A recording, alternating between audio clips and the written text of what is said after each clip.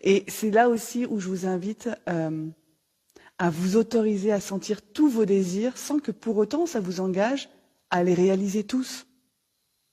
Parce que finalement, ce n'est pas forcément ça l'important de réaliser tous les désirs. L'important, c'est de me connecter à cet espace de moi qui vibre la vie, qui vibre le plaisir quand je suis connectée à ce désir-là. Et après, je peux choisir de me mettre en mouvement dans une direction par rapport à un de ces désirs-là ou pas. Mais à cet endroit-là, je suis déjà nourrie, je suis déjà en contact avec ma puissance créatrice, et après, je peux la mettre au service de ce désir-là ou pas. Mais à cet endroit-là, je vis déjà mon désir en fait. Je n'ai pas besoin d'attendre d'avoir atteint un but pour vivre ce désir. Parce que le désir, il a juste quelque part à être vécu. En fait, cette vie, c'est une vibration, c'est une fréquence. Le désir, le plaisir qui sont fortement liés. Et il n'est pas fait pour être atteint, il est fait pour être vécu. Et je ne peux le vivre qu'au présent. Donc à chaque fois que je me connecte à un désir, et que je me laisse vivre le plaisir que c'est de me projeter dans ce désir réalisé, je suis déjà en train de vivre ce désir réalisé. Et je suis déjà nourrie. Alors ça ne veut pas dire qu'il ne faut pas que je matérialise ça, c'est juste que je peux me nourrir comme ça et me recharger juste comme ça. Et du coup, quand je fais ma liste des désirs, je suis complètement libre de tout engagement, c'est-à-dire que je peux vraiment ouvrir au maximum sans chercher à savoir si mon désir est réaliste, réalisable, comment est-ce que je vais arriver à manifester ce désir, on s'en fout. Est-ce que vraiment j'ai le droit de m'autoriser ce désir-là, on s'en fout. C'est juste d'ouvrir au maximum la porte pour me connecter à cette vibration et à cet espace de vie en moi qui, juste en lui-même, me donne déjà du plaisir, juste quand je suis connectée à ça.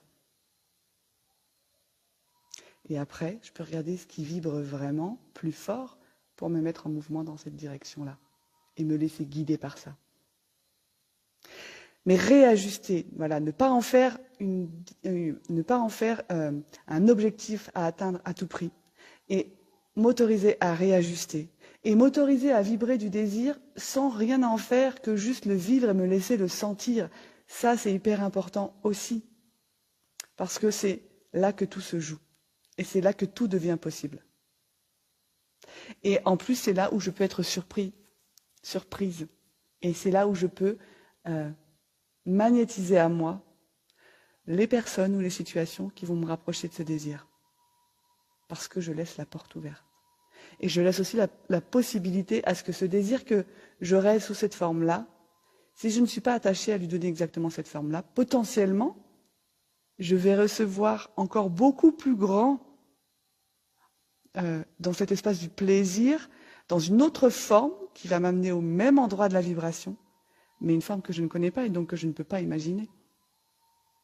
En fait, si je peux vous donner une image, au lieu de m'accrocher à mon désir comme ça, pour vouloir absolument l'atteindre et arriver à manifester cette forme que je pense, qui je pense correspond à ce désir et à cette vibration, si je reste comme ça, peut-être que je vais effectivement vivre ce plaisir en allant vers ce désir ou en le manifestant.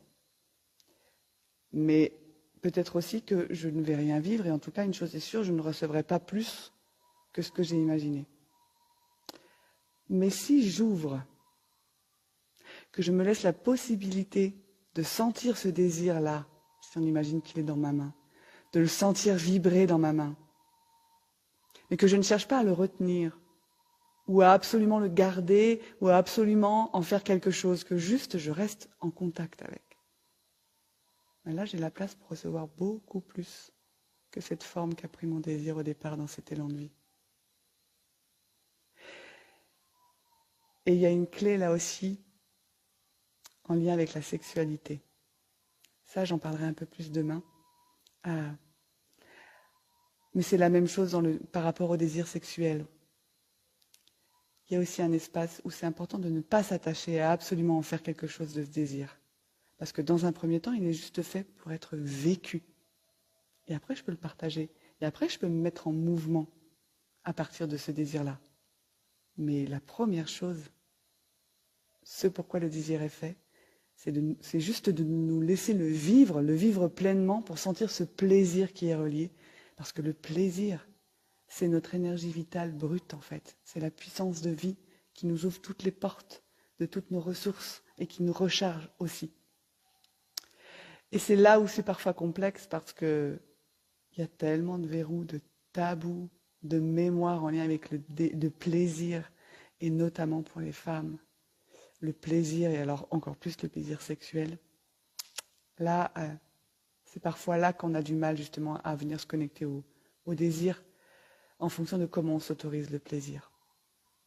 Si on a été conditionné par ce genre de phrase, on n'a rien sans rien, ou faut souffrir pour être belle, ou j'en ai plus qui me viennent là, parce que j'ai essayé de les virer de mon vocabulaire. Et je pense que vous avez compris l'idée. Tous ces drivers, c'est des maximes qu'on connaît et que moi, je me suis même souvent entendu répéter sans avoir aucune conscience de qu'est-ce que je nourrissais comme énergie en me laissant juste penser ça. Mais c'est juste pour vous dire à quel point s'autoriser la fluidité, la facilité et le plaisir, en gros, on a l'impression que si c'est trop facile, on ne mérite pas. Que si on prend du plaisir à faire, par exemple, si j'ai une activité professionnelle dans laquelle je m'éclate et où je prends du plaisir à faire ça, il y a comme quelque chose en moi qui pourrait me dire « Oh, attends, c'est bizarre. Est-ce que tu es sûr que tu travailles assez? Est-ce que tu es sûr que tu es bien au bon endroit ?» Non, mais là, il doit y avoir un truc qui cloche.